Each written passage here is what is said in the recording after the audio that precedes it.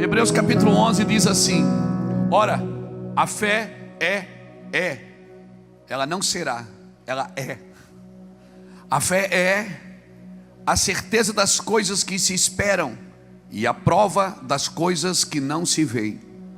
Foi por ela que os antigos alcançaram um bom testemunho. Pela fé, entendemos que os mundos foram criados pela palavra de Deus, de maneira que o visível não foi feito pelo que se vê.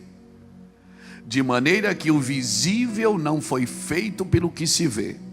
Pela fé, Abel ofereceu a Deus mais excelente sacrifício que Caim, pela qual alcançou o testemunho de que era justo, dando a Deus testemunho da sua oferta, e por meio dela, depois de morto, ainda fala. Pela fé, Enoque foi transladado para não ver a morte.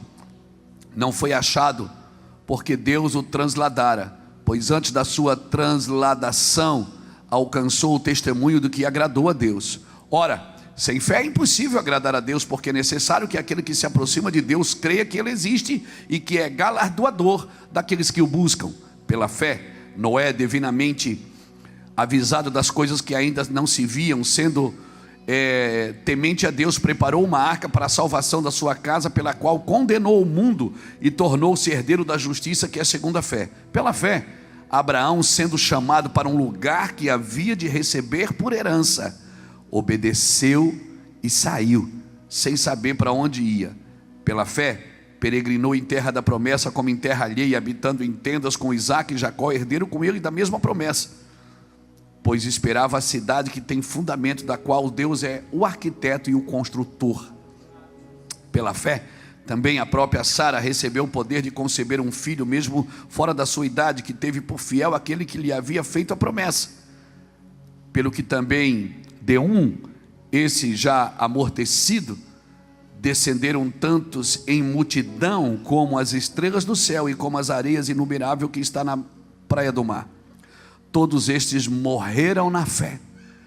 Todos estes morreram na fé. Não alcançaram as promessas, viram-nas de longe e as saudaram, e confessaram que eram estrangeiro e peregrinos na terra. Alcançaram a promessa? Não, mas eles confessaram que eram estrangeiros e peregrinos na terra. Aleluia, louvado seja Deus. Até aqui tá bom. E se você continuar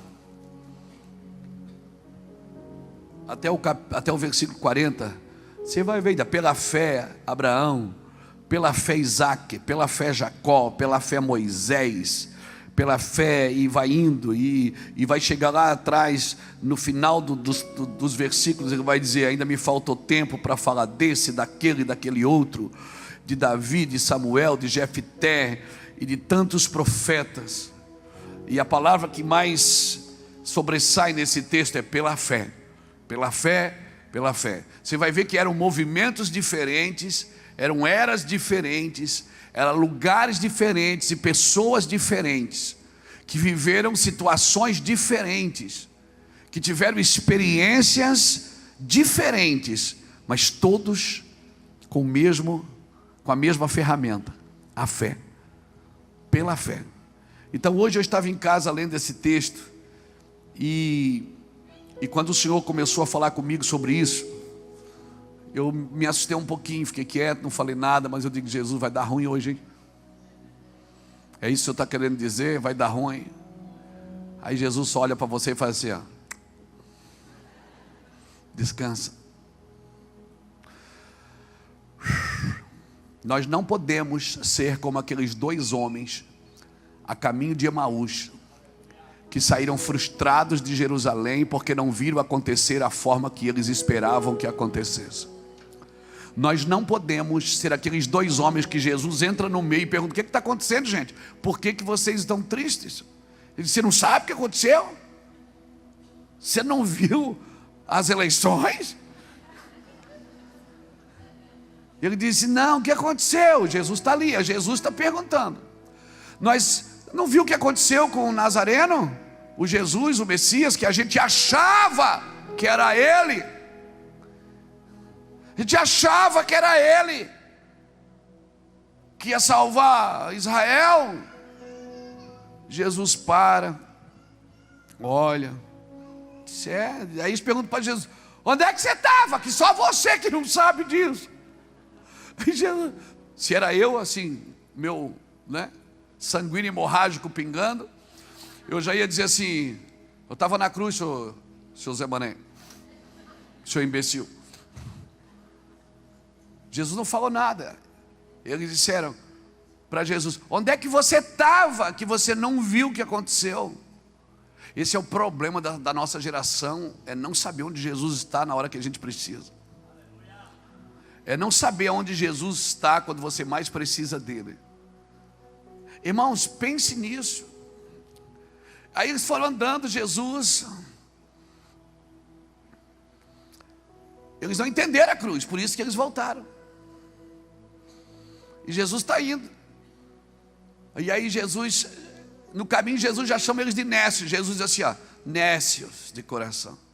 Vocês não leram nas Escrituras que convinha que o Filho do Homem sofresse, padecesse, morresse e fosse ressuscitado no terceiro dia?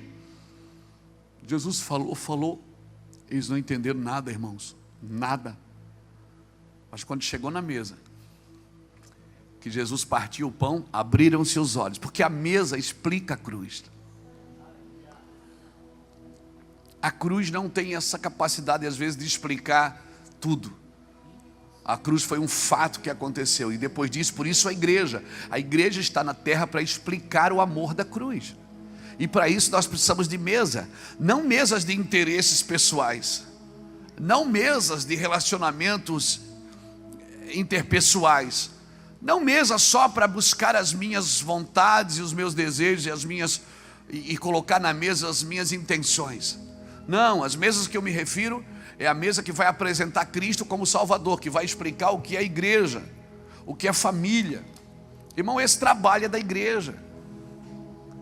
Bote uma coisa no seu coração: nós queremos sim, nós queremos homens justos e mulheres justas no governo. A gente sempre vai querer, e isso é um princípio bom, não mude a sua cabeça.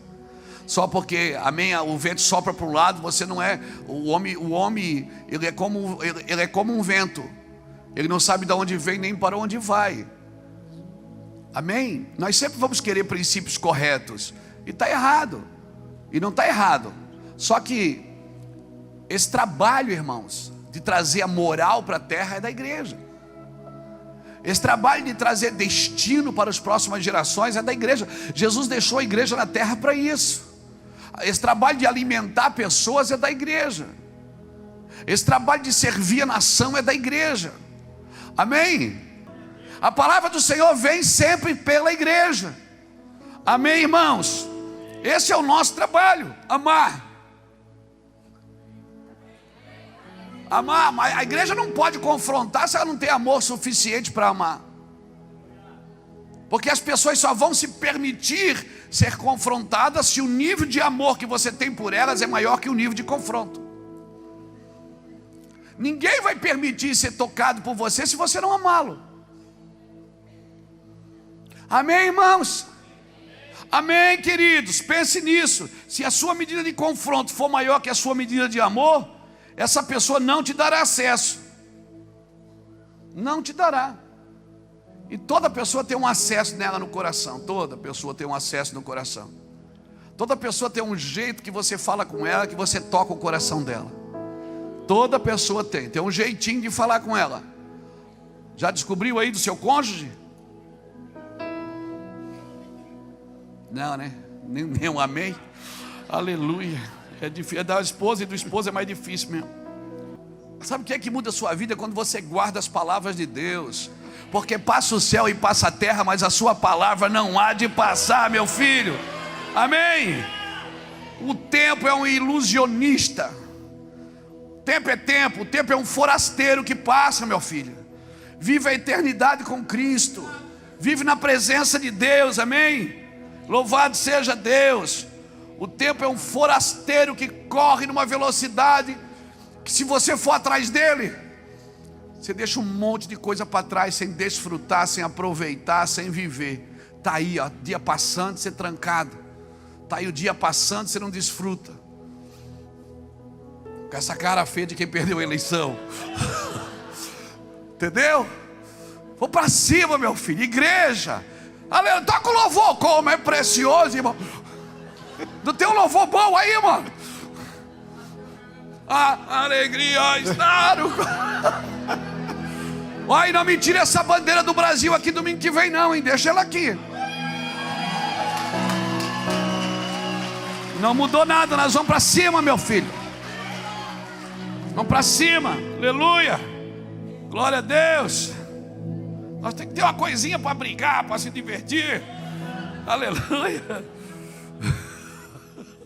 Pastor, se eu falar isso, não, eu sou crente, irmão. Eu sei o que é difícil.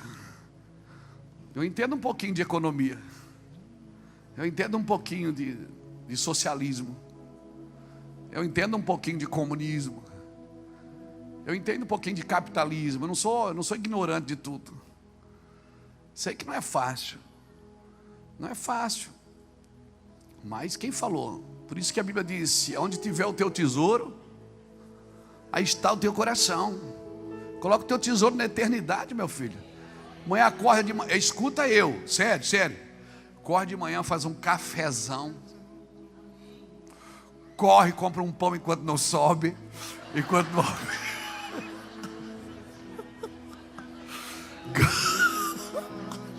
Gasta os R$600 enquanto... Meu Deus, que revelamento agora. E vamos continuar vivendo pela fé, meu amigo.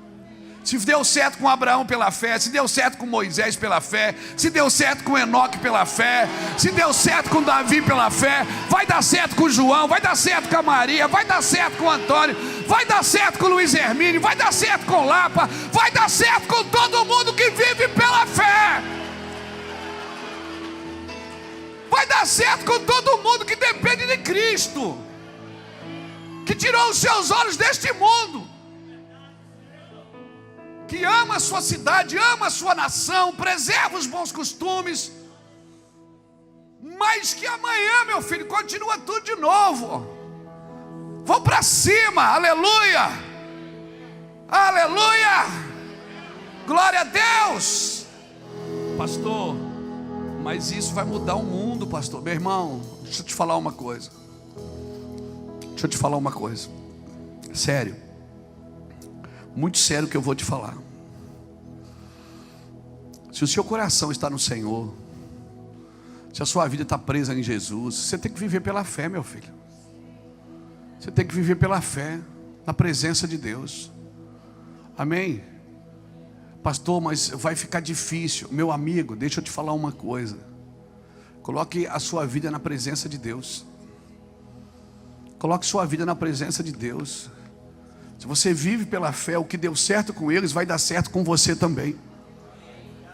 Uma vez Jesus falou para Pedro assim: Pedro, o diabo me pediu para se andar com você, para peneirar você como trigo, e eu vou orar para que a tua fé não desfaleça, e quando tu te converteres, fortalece teus irmãos. Qual é a prova de um homem convertido? É um homem que está fortalecendo as outras pessoas. Se você é convertido, você vai fortalecer as pessoas, vai fortalecer os irmãos, vai derramar amor sobre a vida deles. O fato de você estar convertido significa que você está estendendo a mão. Ele diz: Pedro, quando tu te converteres, fortalece teus irmãos. Um homem e uma mulher convertida, irmão, estão fortalecendo, estão amando, estão estendendo a mão. Ah, pastor, mas é difícil. Irmãos, duas coisas que precisam ser respeitadas nesses dias. Parece que as pessoas perderam o respeito umas pelas outras. Eu e você precisamos respeitar os processos de Deus na vida de uma pessoa e na minha própria vida. E eu também preciso respeitar a diferença das pessoas. Amém, irmãos? Tem gente de todos os tipos, de todos os jeitos, de todos os gostos. Então respeite a diferença das pessoas. mesmo que elas não concordem com você, mesmo que elas não comunguem da sua mesma fé. Respeite o que elas acreditam. Eu não preciso acreditar e não vou acreditar e não vou viver, mas respeite o que elas vivem. E quando elas vierem falar com você, seja homem e mulher, diga: querido, eu particularmente não. Hoje eu conversava com um cara na internet, eu fiz uma postagem, esse cara me detonou, irmão. E papapá, eu entrei no particular com ele. Sou meu irmão, tudo que você está falando aqui eu não falei. O fato de eu ter uma posição política não significa que eu endemonizo o outro lado. Eu não estou endemonizando ninguém. Pastor, desculpa. No final ele estava me pedindo oração. Eu disse: não, querido, assim, você não precisa ficar assim. Calma. E eu estava calmo hoje, irmão. Estava sereno. Ninguém mais tem paciência para nada. As pessoas estão se matando. E isso está afetando a igreja também. Está afetando a gente que é pastor. Está afetando todo mundo, irmão. Nós vivemos na geração do selfie. Tira aqui e já posta. Pede a comida, em 10 minutos ela chega. Você pede o que você quer comer do jeito que você quer. Você não precisa mais fazer, é só pedir. E chega. E você não precisa nem lavar a louça depois, porque já vem tudo embaladinho, arrumadinho, para você jogar tudo no lixo. As coisas estão tão rápidas e tão aceleradas que ninguém mais tem tempo de esperar. E o projeto de Deus é esperai com paciência no Senhor. E aí, como é que eu vou viver servindo a Deus num mundo acelerado? Como é que eu vou viver servindo a Deus? Já viu? É tudo correndo, é tudo. Como é que está? Eita, uma correria. Como é que está a luta? É uma luta. Como é que está a prova? Está uma prova. Está todo mundo acelerado, corrido, e ninguém mais tem tempo. E aí, quando chega na presença de Deus, tem que parar, tem que relaxar, tem que observar, tem que apalpar, tem que receber, tem que desfrutar. Não tenha pressa de sair da presença do Rei. O mundo está acelerado, irmãos. Na presença de Deus, Deus quer que a gente faça as coisas com calma. Só que olha aqui para mim, você vive num mundo com esse irmão que está do seu lado, mas você não vive com ele no mundo, no padrão do mundo. Você vive com ele no mundo, no padrão de Deus. Dê tempo para ele também. Se não der para atender 20 por dia, fica tranquilo, você não é médico, você não ganha por consulta. Atende 2. Mas atenda bem atendido. Senta, conversa, pergunta como é que está a família, como é que está a esposa, pergunta se ele está bem, oferece um café, leva ele para almoçar, de preferência deixa ele pagar a conta.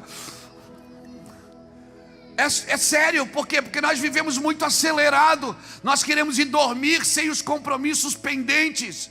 Nós queremos virar a página para o outro dia. Amanhã é outro dia, eu tenho um monte de coisa para fazer.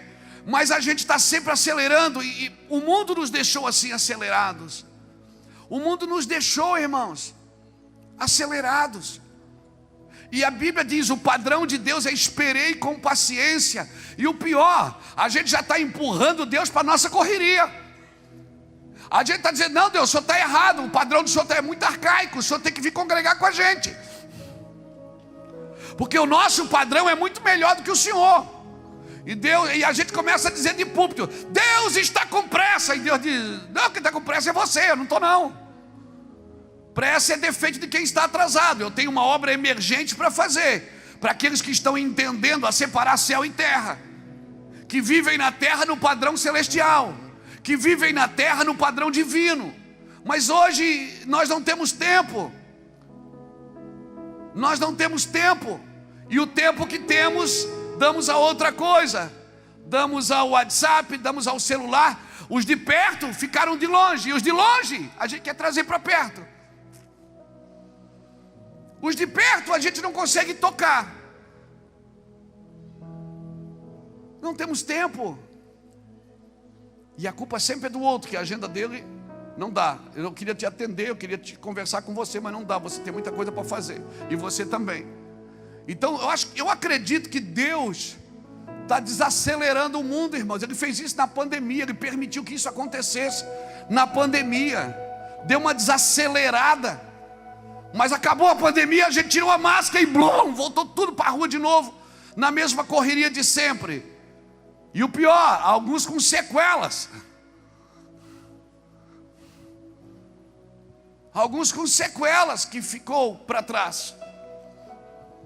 Então, querido, e um texto aqui que eu gostaria de guardar com você, aqui desse texto que a gente leu de Hebreus: pela fé Abraão, pela fé Ló, pela fé Abel, pela fé Sara, pela fé Isaac, ok. Mas eu queria guardar com você o versículo 8 até o versículo 10, que diz assim, de Hebreus 11: pela fé Abraão, sendo chamado para um lugar que havia de receber por herança, obedeceu e saiu sem saber para onde ia, mas saiu.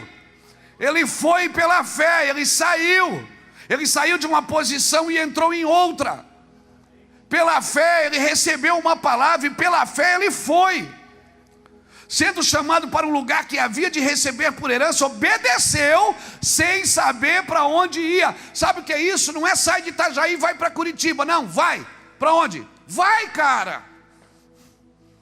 Não significa, aqui eu não quero trazer essa palavra para um lugar físico agora. Eu quero trazer para um lugar espiritual, para um lugar emocional.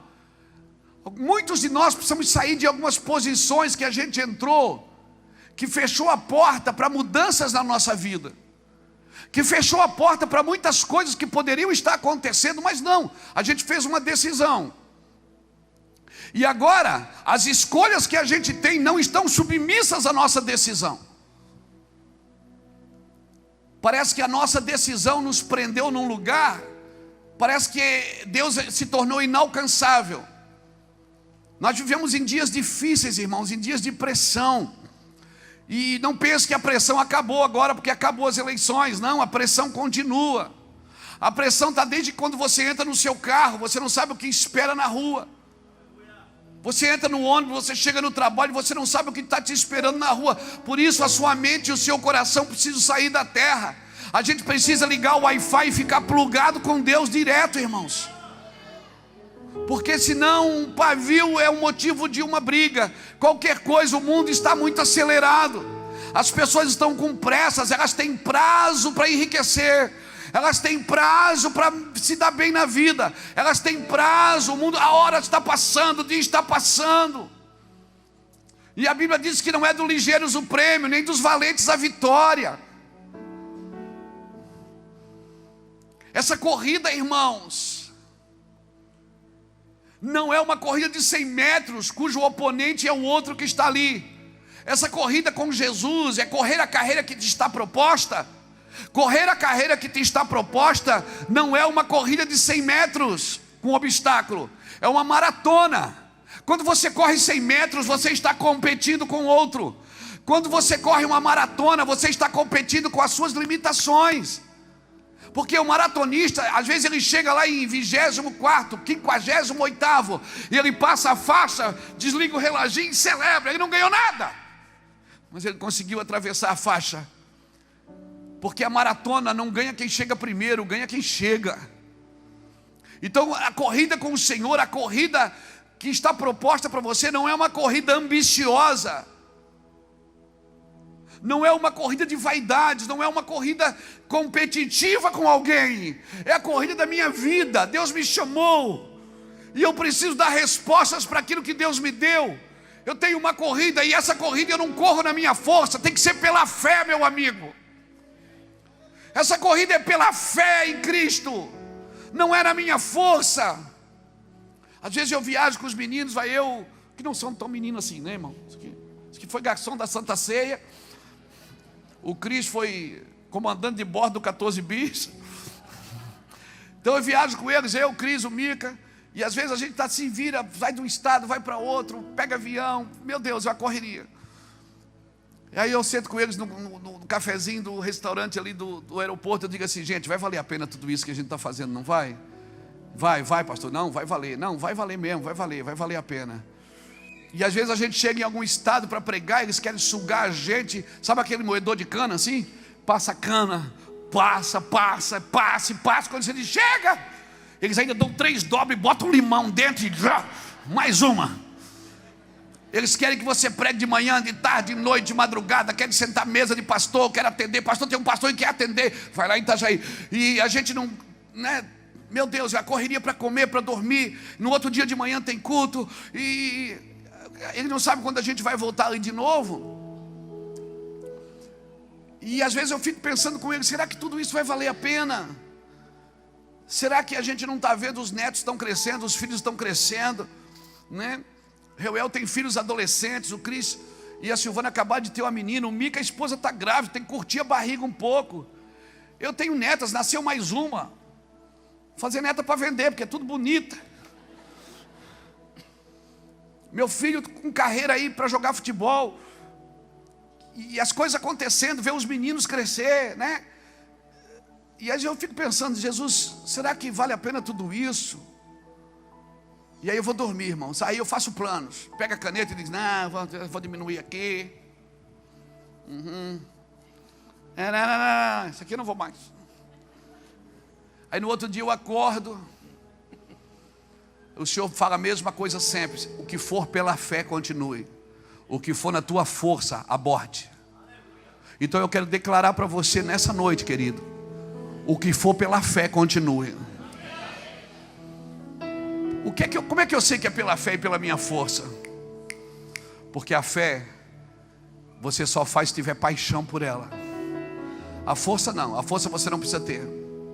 Você precisa ter paixão. Então eu vou dar um conselho para você. Levanta a mão assim, ó. Diminui a força e entre mais na paixão. Não é por força nem por violência, é pelo meu espírito, diz o Senhor. Diminui um pouco a força. Tira um pouco o pé do acelerador, porque quanto mais você acelerar, mais você vai ter que frear.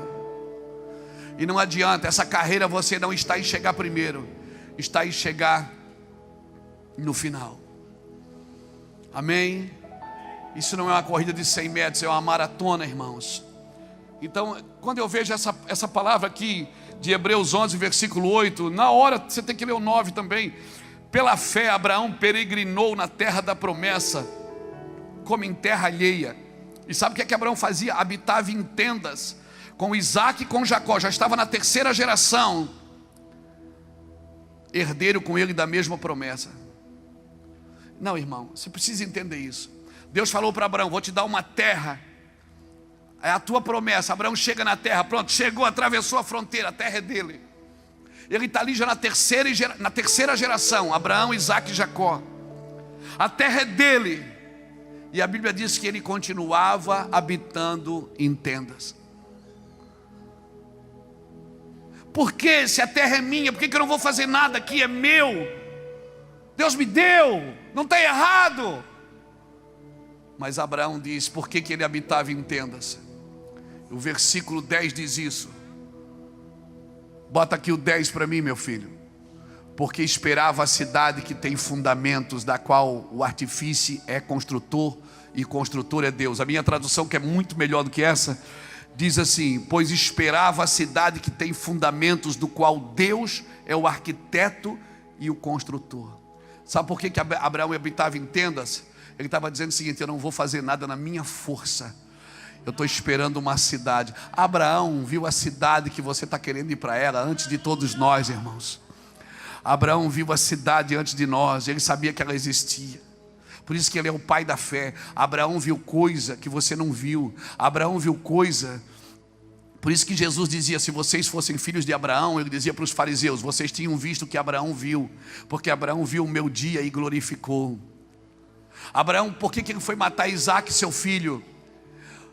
Porque quando Abraão foi fazer isso, ele pré-anunciou o que Deus ia fazer com o filho dele.